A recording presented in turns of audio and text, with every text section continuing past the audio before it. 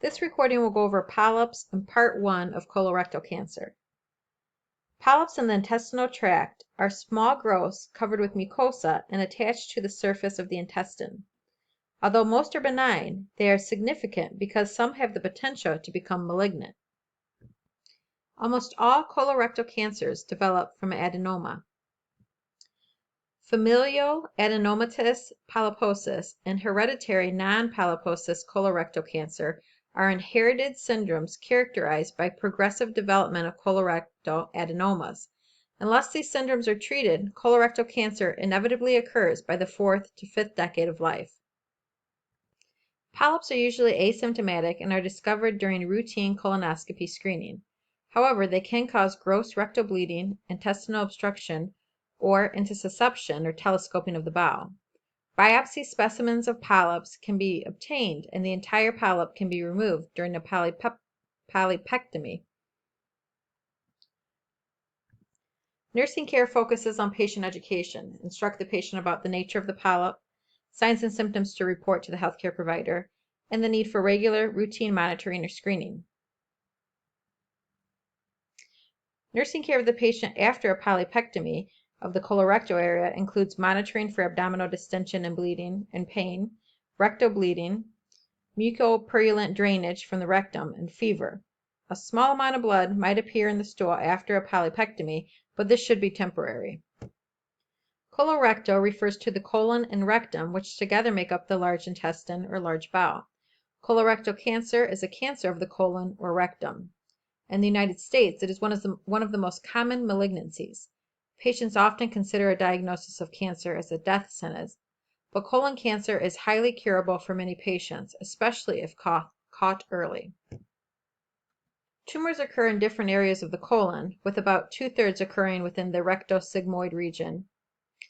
Most colorectal cancers are adenocarcinomas, which are tumors that arise from the glandular epithelial tissue of the colon. Changes occur that result in altered cell division.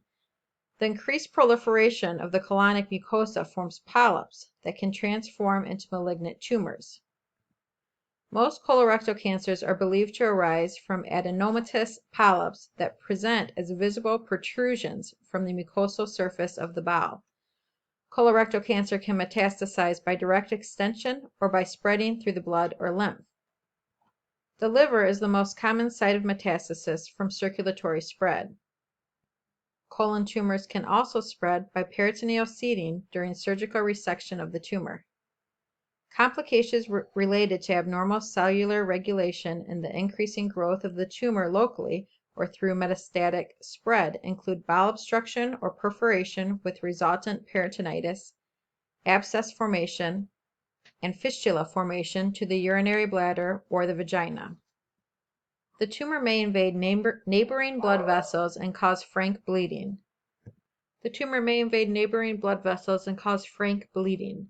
Gradual obstruction of the intestine can occur when tumors grow. These tumors can eventually block it completely. Tumors extending beyond the bowel wall may place pressure on neighboring organs, such as the uterus, urinary bladder, or ureters, and cause symptoms that mask those of cancer.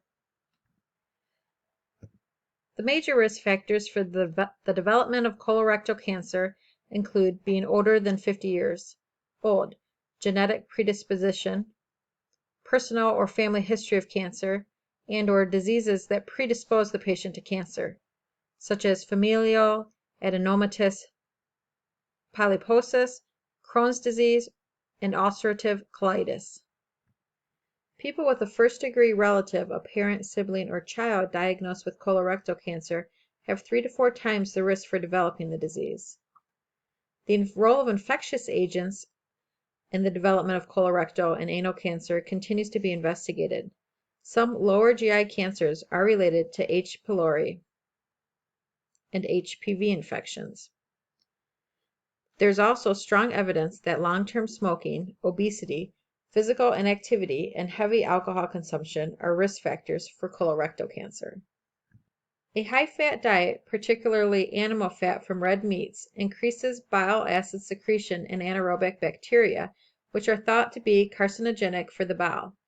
Diets with large amounts of refined carbs that lack fiber decrease bowel transit time. Colorectal cancer is the third most common cause of cancer death in the United States. Teach adults about the need for diagnostic screening. When an adult turns 40 years of age, he or she should discuss with the primary healthcare provider the need for colon cancer screening. The interval depends on the level of risk. Adults of average risk who are 50 years of age or older and without a family history should undergo regular colorectal cancer screening. This screening includes fecal occult blood testing every year, colonoscopy every 10 years, or double contrast barium enema every 5 years. Adults who have a personal or family history of the disease should begin screening earlier and more frequently. Please review the chart in your textbook that goes over screening recommendations for men and women ages 50 years and older at average risk for colorectal cancer.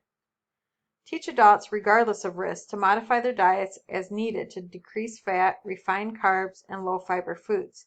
Encourage baked or broiled foods, especially those high in fiber and low in animal fat. Remind adults to eat increased amounts of brassica vegetables, including broccoli, cabbage, cauliflower, and sprouts. Educate about the hazards of smoking, excessive alcohol, and physical inactivity.